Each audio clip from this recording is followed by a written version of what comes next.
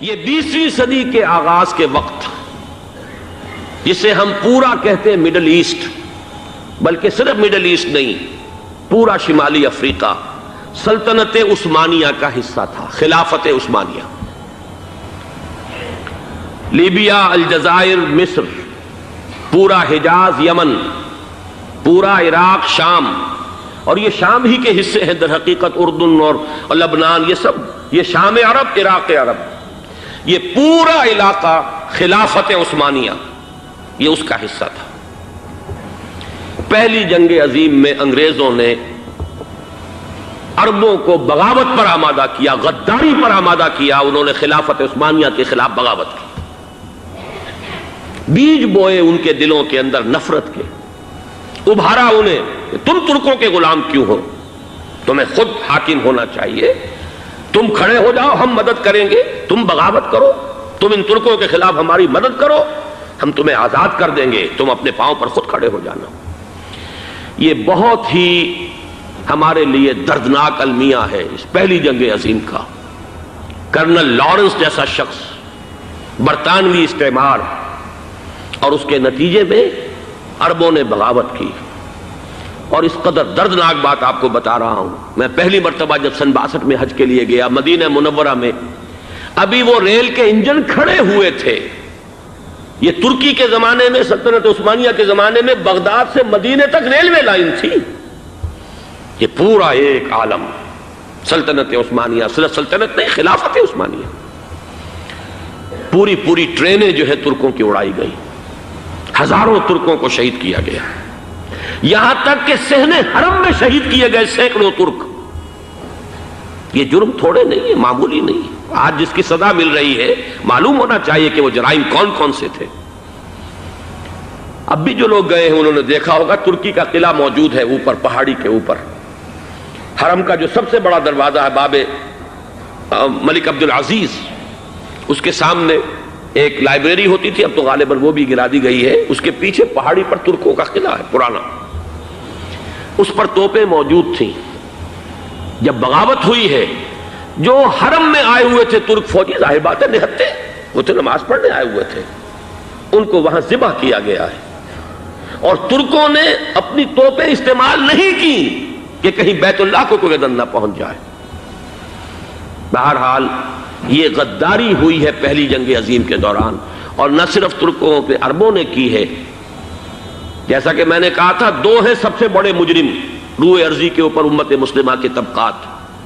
ہمارا پنجابی سپاہی بھی جا کر انگریزوں کی مدد کر کے ایلن بی کو قبضہ جو لے کر دیا بغداد کا، اس میں ہمارے مسلمان پنجابی سپاہی بھی شامل تھے۔ یہ خون چکاں باب ہے ہماری تاریخ کا اس صدی کا۔ لیکن اس کے بعد سلطنت عثمانیہ کے ٹکڑے ہو گئے، چیتھڑے ہو گئے۔ ایک انگریز نے لکھا ہے یہ جملہ، زہر میں بجھا ہوا جملہ، کہ تاریخ میں یہ بات ثبت ہو جائے گی کہ ایک انگریز نے اس سلطنت کے ٹکڑے کر دیے کہ جو عمر فاروق نے قائم کی تھی رضی اللہ تعالی عنہ۔ یہ پورا عالم، یہ تمام علاقہ کس نے فتح کیا تھا؟ یہ بات ہاتھ بدل گئے تھے، پھر ترک آ گئے، خلافت عثمانیوں کے پاس چلی گئی، لیکن یہ سلطنت تو حضرت عمر رضی اللہ تعالیٰ عنہ کے زمانے سے چلی آ رہی تھی۔ اس کو ایک انگریز کرنل نے، اور اس نے بغاوت پہ آمادہ کر کے عربوں کو اور ترکوں کے پیٹھ میں چھرا ڈھپوا کر ان کے ذریعے سے اور ٹکڑے کر دیے۔ لیکن جب جنگ ختم ہوئی، اب انہوں نے کہا کہ اب ہمیں آزادی دیجئے، تو اب انہیں معلوم ہوا کہ غداروں کو دنیا میں کیا ملتا ہے، ٹکڑے کر دیے گئے۔ یہ حصہ عراق یہ انگریز کے پاس رہے گا، شام کا یہ علاقہ یہ فرانسیسیوں کے پاس رہے گا، مصر پر انگریزوں کا تسلط رہے گا، لیبیا اطالویوں کے پاس رہے گا، لے دے کر یہ جو علاقہ تھا حجاز، چونکہ وہاں کچھ تھا ہی نہیں، بوادٍ غیر ذی زرع، یہ عربوں کے پاس چھوڑ دیا گیا۔ اس وقت جو بادشاہ ہیں شاہ حسین اردن کے، ان کے دادا سب سے بڑے غدار وہی تھے، لہذا ان کو اس علاقے کی بادشاہت دے دی گئی۔ اس کے بعد نجد سے ایک تحریک اٹھی ہے، وہ سعودی جو خاندان ہے وہ نجد سے اٹھا ہے۔ نجد میں اس وقت کچھ بھی نہیں تھا، وہ تو صرف ریت کے تودے تھے اور کچھ بھی نہیں، لہذا ادھر کسی استعماری قوت کو دیکھنے کی ضرورت ہی نہیں تھی۔ وہ تو بعد میں تیل برآمد ہوا اور اس کی حیثیت ہو گئی، اور یہ امارات کا علاقہ جو ہے اس کی دنیا میں اب گویا کہ یوں سمجھیے کہ جو سب سے زیادہ اہم علاقے ہو سکتے ہیں روئے ارضی کے نقشے پر، ان میں سے ایک وہ ہو گیا. لیکن یہ اس وقت کی بات میں کر رہا ہوں، کوئی حیثیت نہیں تھی، لہذا اس کو چھوڑ دیا گیا. یہ ہے تاریخی پس منظر، یہ لکیریں جو کھینچی گئی ہیں.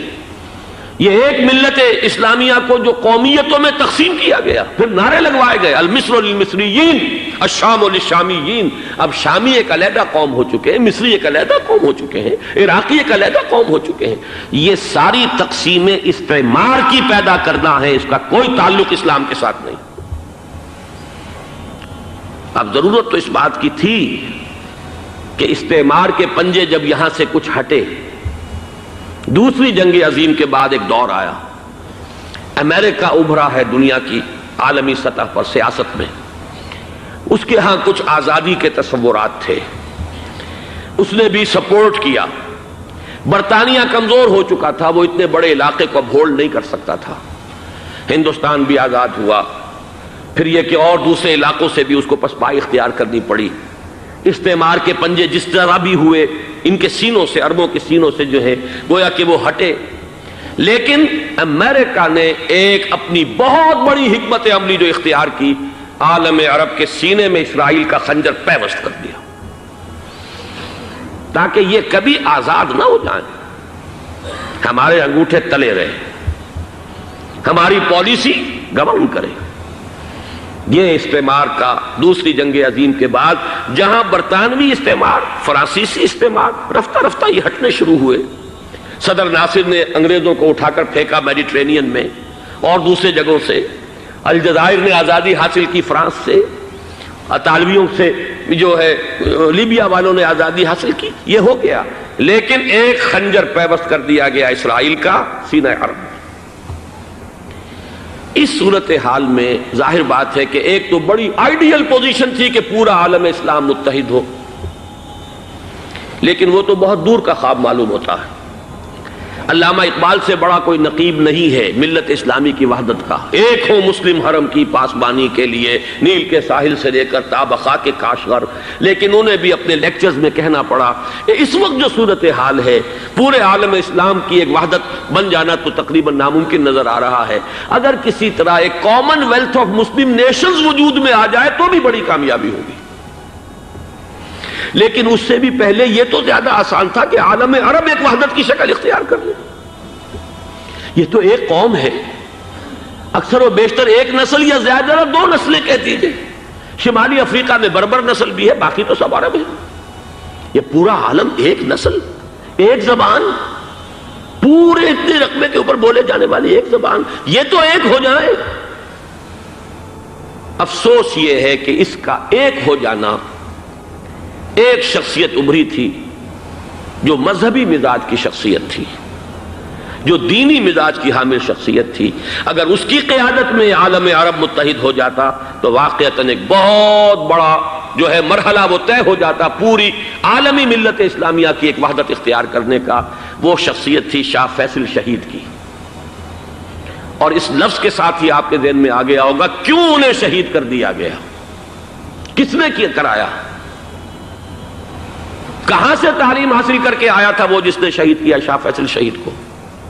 اس کی گردن پر کون سوار تھی، وہ یہودی لڑکی کے جس کے فوٹو بھی شائع ہوئے، ایک گردن پر اٹھائے کھڑا ہوا شہزادہ اپنی ایک یہودی دوست کو، لڑکی کو. اور وہی ہے کہ جس نے جا کر پستول سے شہید کیا ہے. جان میں اچھی طرح جان لیجئے، جیسے بارہا میں نے عرض کیا ہے کہ حضرت عمر کو شہید کرنے والا کہنے کو ابو لولو فیروز تھا، لیکن اس کے پیچھے پورا ایرانی نسل پرستی کا جو پورا پس منظر ہے، اسے تو ہر شخص جس کی ذرا بھی نگاہ جو ہے جو صرف منظر کو نہ دیکھ رہی ہو، پس منظر کو بھی دیکھنے والی ہو، وہ تو جان لے گی کہ ابو لولو فیروز ایک فرد کا نام نہیں تھا، وہ ایران کا انتقام تھا عالم عرب سے. بالکل اسی طریقے سے یہ امریکی استعمار کا ہتھ کنڈا تھا، اسے محسوس ہوا. شاہ فیصل مذہبی مزاج کا شخص یہ ابھر رہا ہے، اور یہ شاہ فیصل کی حکمت عملی کا ذرا آپ اندازہ کیجئے. لاہور میں سمٹ کانفرنس ہوئی، اس میں وہ آئے، سب سے ٹاورنگ پرسنالٹی پورے اس وقت عالم اسلام کے اندر شاہ فیصل کی تھی. اور وہ گویا کہ ایک بہت ہی جس کو کہا جائے کہ ایک بہت ایلڈرلی، ایک بزرگانہ ایک شخصیت جو ہے، اور انہوں نے اپنے دولت کے دروازے، عرب میں وہ مشہور تھے کہ نہایت خسیس اور بخیل انسان ہے، اس لیے کہ وہاں وہ خرچ کرتے تھے حساب کتاب کے ساتھ، لیکن ان کے خزانے کھلے ہوئے تھے عالم اسلام کے لیے، ادھر بھی مدد ہے، ادھر بھی مدد ہے، ادھر بھی کام ہو رہا ہے، ادھر بھی کام ہو رہا ہے۔ پھر انہوں نے تیل کا ہتھیار استعمال کر کے ایک دفعہ امریکہ کو دن میں تارے دکھا دیے تھے، لہذا ان کا ہٹایا جانا سین سے یہ امریکی استعمار کے لیے لازم تھا۔